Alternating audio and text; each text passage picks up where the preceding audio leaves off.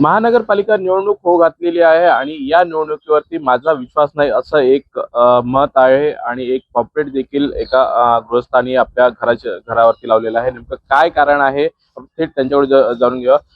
नितीन भाऊ, काय सांगाल? तुम्ही घरावरती एक बॅनर लावला आहे, माझा हा निवडणुकीवर विश्वास नाही.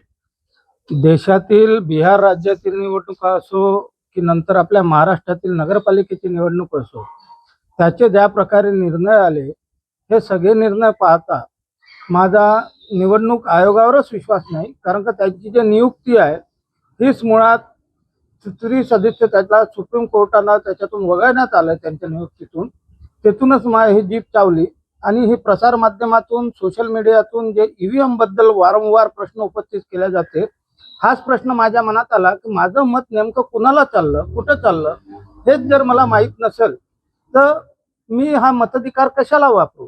खरं म्हणजे तर लोकशाही हा निवडणूक हा उत्सव असायला पाहिजे. पण आज माझ्यासारखा मतदार संभ्रमात आहे. माझं मत कुठं चाललं हेच मला माहीत नाही. म्हणून मी हा विचार केला की मी एक स्वतंत्र नागरिक म्हणून मी माझ्या परीनं घटनेच्या कलम 19 नुसार मताधिकार हा माझा हक्क आहे आणि मी तो बजवायचा का नाही हा माझा अधिकार आहे. म्हणून मी असं ठरवलं की जोपर्यंत निवडणूक आहे, बॅलेटवर निवडणुका घेणार नाही तोपर्यंत मी मताधिकार बजावणार नाही.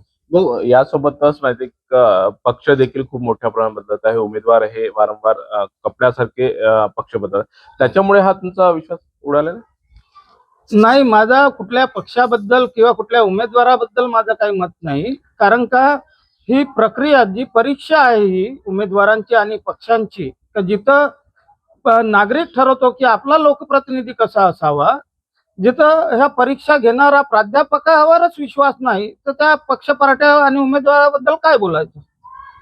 एकंदरीत आहे माझा जो विश्वास आहे ते या संपूर्ण गोष्टीवरती नसल्या कारणाने मी मतदान करणार नाही असं मत नितीन बनसोडे यांनी व्यक्त केलं. अनिल ठाकरे, लोकशाही मराठी, चंद्रपूर. लोकशाही मराठी ऐका, पहा, जागरूक रहा.